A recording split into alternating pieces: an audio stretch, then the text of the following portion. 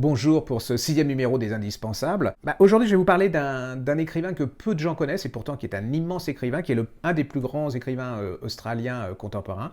Il s'appelle David Malouf. Alors attention, c'est pas le même Malouf que vous connaissez. C'est vraiment un magnifique écrivain qui devrait être beaucoup plus connu qu'il ne l'est. Et là, il vient de nous donner un livre qui s'appelle L'infinie patience des oiseaux chez Albin Michel, qui est une pure merveille. Alors que je vous explique, je vais vous parler un peu de ma vie personnelle. Je déteste la nature. Dès qu'il y a plus de 3 brins d'herbe, je commence à avoir un cafard pas possible. Dès que je sens une fleur, j'ai les yeux qui... Voilà.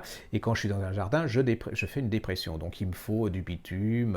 Et alors là, il nous fait, je pense que c'est un des plus bels hymnes à la nature. Voilà, ça vous fait comprendre mieux l'écologie que tous les traités, les politiques et autres, voilà, qu'on entend toute la journée, à longueur de journée sur les ondes. Alors on est en Australie, un peu avant la guerre, de 14, hein, attention, hein, pas celle de 40.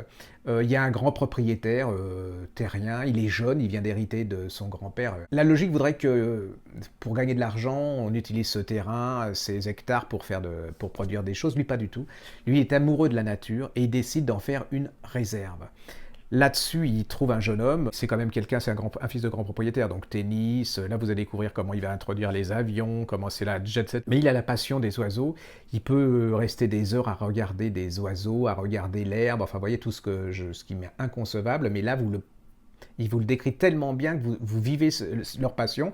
Il va tomber, comme on dit au Québec, en amitié avec ce garçon. Il va le garder comme un peu garde-nature. Et là, ils vont vous faire parcourir ce territoire en vous parlant de nature, mais d'une manière absolument extraordinaire, avec beaucoup de subtilité. Il parle tout bas. Même quand vous lisez dans votre tête le livre, vous avez l'impression que vous le lisez tout bas pour pas, tellement c'est délicat, pour pas embêter les oiseaux, pour pas embêter les fleurs et tout. C'est une pure merveille. Il va arriver la guerre. Et donc, en Australie, la guerre, l'Europe, vous voyez, c'est très très loin. Mais ils font partie du Commonwealth, enfin du royaume de l'Empire britannique. Donc, il est normal de se battre pour la mère patrie, pour ainsi dire.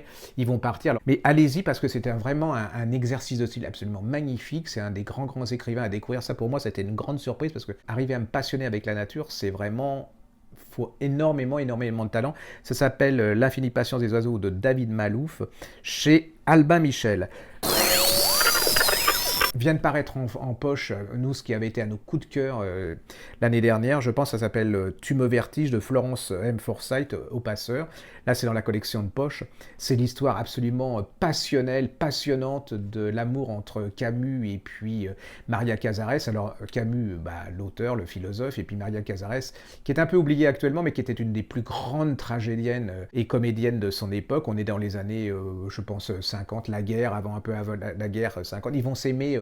Dans l'absolu, il reste avec sa femme parce qu'il y a des enfants et qu'il veut lui rester fidèle. Mais ils vont rester absolument scotchés à l'autre jusqu'à la mort de Camus dans un accident de voiture dans les années 60. Vous allez redécouvrir tout le milieu intellectuel, mais dans le sens humain, c'est-à-dire les fêtes, découvrir ça d'une autre manière. Il y a la musique, la danse, le sexe, absolument merveilleusement écrit.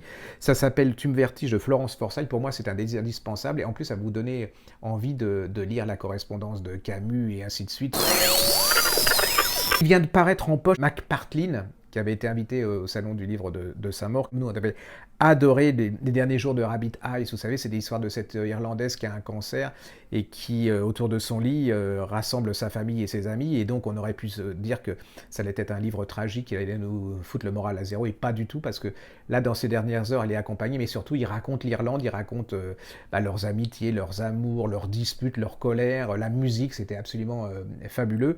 Et là vient de paraître un que nous avions aimé aussi énormément, qui était du même acabit, qui s'appelle Mon midi, mon minuit, aussi aux éditions Pocket, et qui est l'histoire de ce jeune couple, de cette jeune femme. Ils sont mariés de peu de temps, ils font la fête, et un jour, en sortant d'une fête, le mari se fait tuer par une voiture.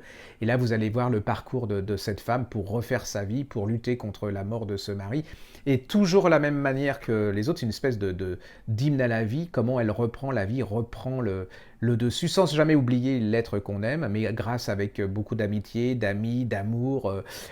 C'est pas neuneux, c'est pas niais, c'est un beau moment de littérature. C'est une raconteuse d'histoire histoires hors pair, donc je ne peux que vous conseiller ça. Ça s'appelle Mon midi, mon minuit en pocket de Mac Partlin. Voilà, bah alors c'est fini pour aujourd'hui. On se retrouve la semaine prochaine sur un nouveau indispensable. Et puis vous nous retrouvez aussi sur la chaîne YouTube parce que ça fait énormément plaisir à Fred et vous le likez surtout parce que sinon il va me faire la gueule pendant longtemps parce que je ne l'aurais pas dit.